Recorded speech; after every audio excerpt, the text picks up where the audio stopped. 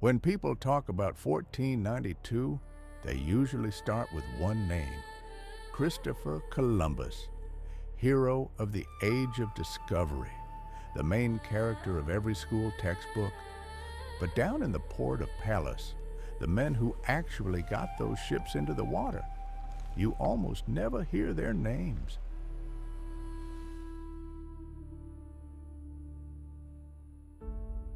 My name is Martín Alonso Pinzón, captain of the Pinta, sailor from Palos, and in the official records of 1492, just a supporting character. Tonight, let me tell you the 1492 story from the supporting side.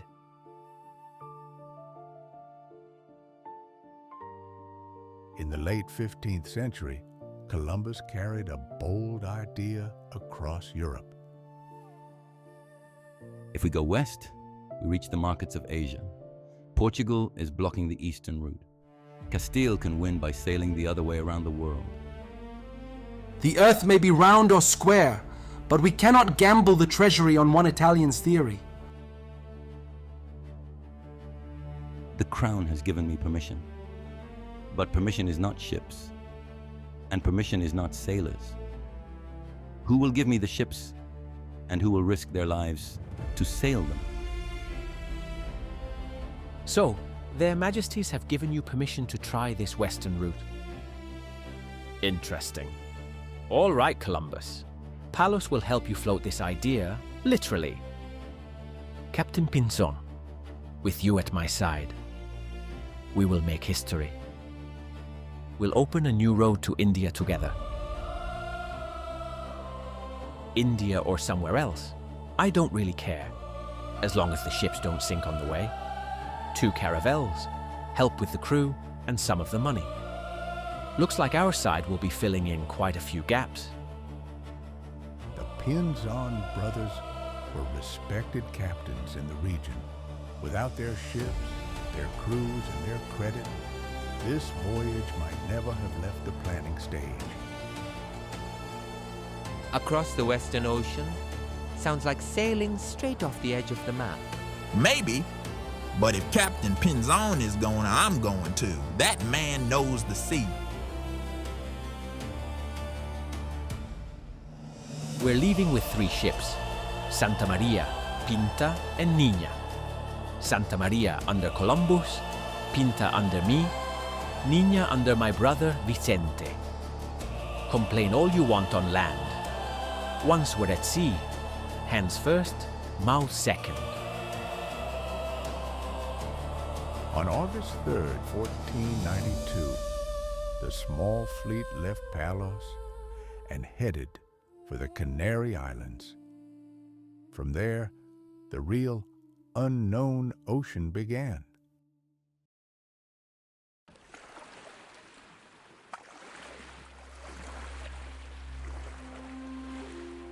Days turned into weeks, weeks into months. The horizon never changed, only water and sky again and again.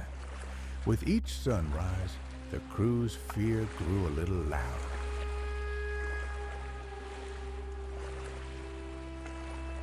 Captain, the compass is acting strange.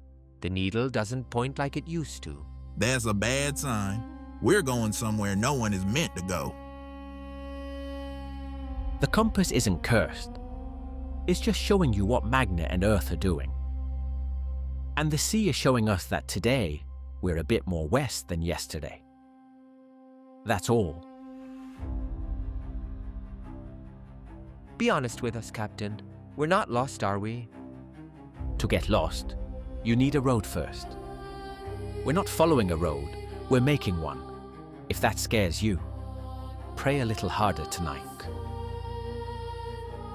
If Columbus was the visionary navigator, Pinzón was the man keeping order on deck. Fear and rumors always climbed toward the captains, but the shouting and complaints, most of them landed on the Pinta.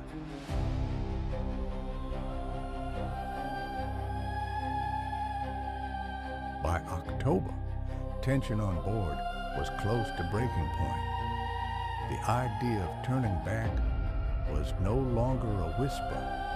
It was practically a topic of debate. Columbus, if we keep pushing straight west like this, the winds and currents won't be on our side. We should angle southwest. The sailors who know these waters say that's where our chances lie. My calculations say that this direction is correct. I'm not saying your math is wrong. I'm saying it won't matter if the crew snaps first. If they revolt, there's no India, no voyage, no glory, nothing. These are our men. We're the ones who have to keep them moving.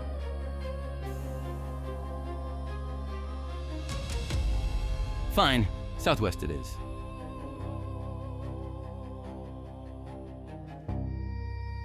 Some accounts say that after Pinzon's advice, the fleet adjusted course toward the southwest, a change that helped bring them to the Bahamas. But even a new course wasn't enough. The crew's patience had almost run out. They needed more than speeches. They needed a deadline. Captains, we're human. We can't just keep hearing a little further forever. We're not ready to die in the middle of an empty ocean.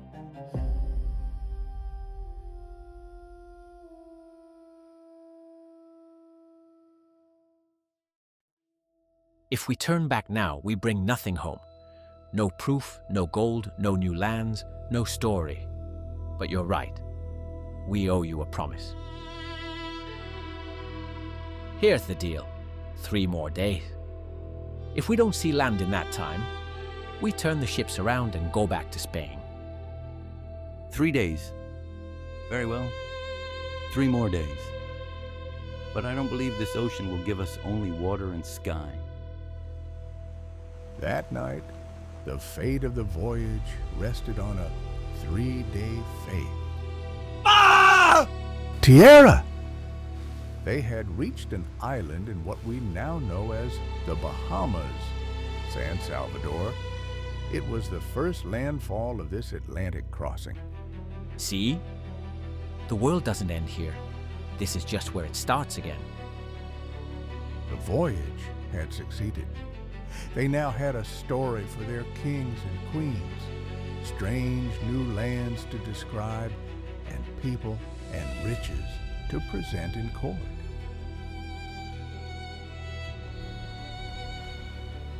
The homeward journey was anything but smooth. The Santa Maria was wrecked, and some of the men had to stay behind on the new shore. Pinzón took the Pinta and sailed separately, reaching Spain before Columbus.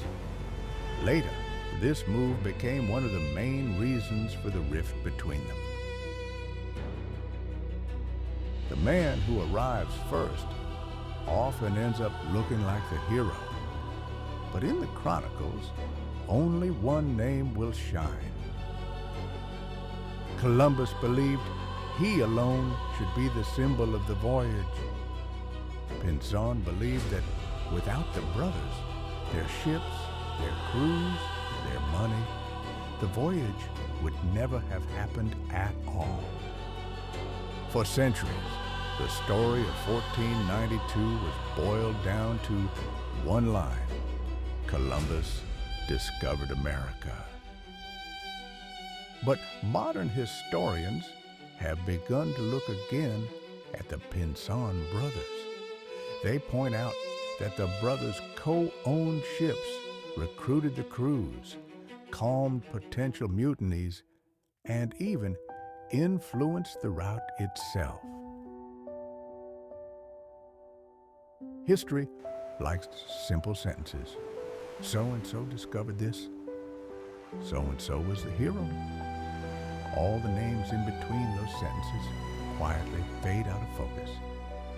In 1492, 3 ships crossed the Atlantic: the Santa Maria, the Pinta, and the Niña. On the map, it looks like a single arrow across the ocean. But that arrow only existed because many hands kept pushing it forward. Columbus versus Pinzón. Who was the real captain of 1492? The honest answer is, the truth probably lives somewhere between their names.